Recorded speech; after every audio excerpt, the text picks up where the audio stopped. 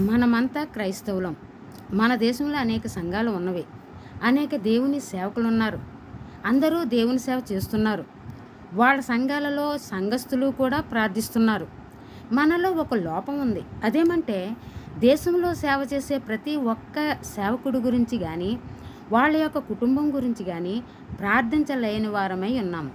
అందరూ ప్రార్థించటం లేదని నేను అనడం లేదు. ప్రార్థించేవారు కొందరు ఉన్నారు.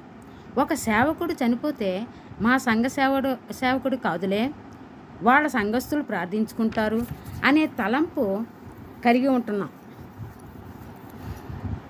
అంటే మనలో నా అనే అహంకారము, మా అనే అహంకారము, మనకెందుకులే అనే నిర్లక్ష్య భావము కలిగి ఉంటున్నాం. మనలో మార్పు రావాలి, మార్పు కావాలి.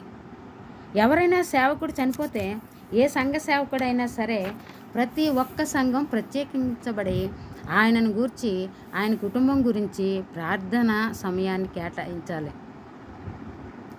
ప్రతి సంఘం వారు కూడా కేటాయించాలి. ఒకరోజు ఒక గంట ప్రతి సంఘం కేటాయించలేదా? చనిపోయిన సేవకుని కుటుంబం గురించి ప్రార్థనా కూడిక జరపలేమా? ప్రార్థనా కూడిక అంటే ఆయన గురించి ప్రార్థించటమే, వారి గురించి చేయగలం. నా సంఘం, మా సంఘం అనే అహంకారాన్ని విడిచిపెట్టినప్పుడు అన్ని సంఘాలు యేసుక్రీస్తు ప్రభువునే ఆరాధిస్తున్నాము, ఆయననే సేవిస్తున్నామని అందరము క్రైస్తవులమే అని అనుకున్నప్పుడు సాధించగలం. అంతేగాని ఫోటోకి పూలదండలు వేసినంత మాత్రాన దేవుడు ఇష్టపడాడు. దేవునికి ఇష్టమైంది సంఘం అంతా ఒక కుటుంబంగా ఏర్పడి ఆ సేవకుడి కుటుంబం ఓదార్పునకు మనమంతా ప్రార్థించినట్లయితే దేవుడు సంతోషిస్తాడు. కొన్ని సంఘాలు అలా చేస్తే మంచిదే కానీ చేయని వారి గురించి మాట్లాడుతున్నాను. అలా చెయ్యాలని అభ్యర్థిస్తున్నాను. దేశంలో ఉన్న సేవకులందరి గురించి ప్రార్థించినట్లయితే దేవుడు మన ప్రార్థన ఆలకించి వారి సేవ సులభంగానూ క్షేమంగానూ జరుగుతుంది. వారి ప్రయాణాల్లో దేవుడు కాపుదల దయచేస్తాడు.